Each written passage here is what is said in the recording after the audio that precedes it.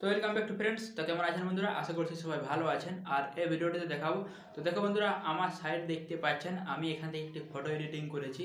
একদম পেছন দিকটা দেখুন কীরকম ব্লার ফটো এডিটিং করেছি। এরকম কিন্তু আপনারা ব্লার ফটো এডিটিং করতে পারবেন।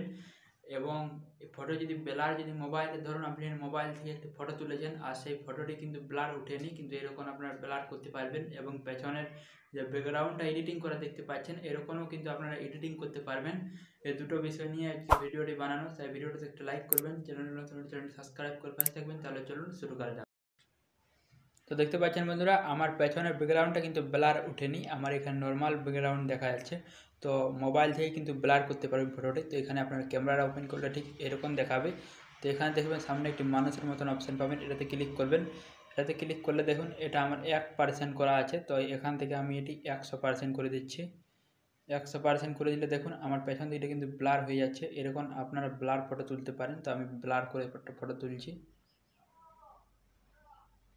তো দেখুন আমার ব্লার ফটো এখান থেকে আমার তোলা হয়ে গেছে। তো এরকম আপনাদের পেছনটা ব্যাকগ্রাউন্ডটা কিন্তু ব্লার হয়ে যাবে। তো এটা হচ্ছে মোবাইলের ক্যামেরাটির কাজ, যে মোবাইলের ক্যামেরা থেকে এটা ব্লার করতে পারবেন। আর এরকম ব্লার ফটো যদি আপনারা চান যে আমি ব্যাকগ্রাউন্ডটা ব্লার করব, এরকম পেছনে একটা ব্যাকগ্রাউন্ড সেট করব, তো রেমুভ বিজি অ্যাপসটি ইনস্টল করে রাখবেন মোবাইলে। তো এটি ইনস্টল করার পর এটি ওপেন করবেন। তারপর এখানে আপলোড ইমেজে ক্লিক করবেন। তারপর এখান থেকে ফটোতে ক্লিক করবেন। ফটোতে ক্লিক করার পর আমি এখান থেকে একটি ফটো সিলেক্ট করে নিচ্ছি। আমি এখন যে ফটো তুললাম সেই ফটোটা আমি এখান থেকে সিলেক্ট করে নিচ্ছি। তো আমার এখান থেকে ফটোটি সিলেক্ট হয়ে গেছে। তারপর এখানে এডিটের উপরে ক্লিক করবেন, তারপর প্রিভিউ এটাতে ক্লিক করবেন। তো এখান থেকে আপনারা এখান থেকে ফটোটি ব্লার করতে পারেন। এবং এখান থেকে নিজস্ব এখান থেকে আপনারা কালার সিলেক্ট করতে পারেন, যে ফটোর পেছনে কীরকম কালার থাকবে, এখান থেকেও আপনারা ব্লার করতে পারবেন। তারপর এখানে পেয়ে যাবেন আপলোড ব্যাকগ্রাউন্ড। তারপর এখানে ফটোতে ক্লিক করবেন।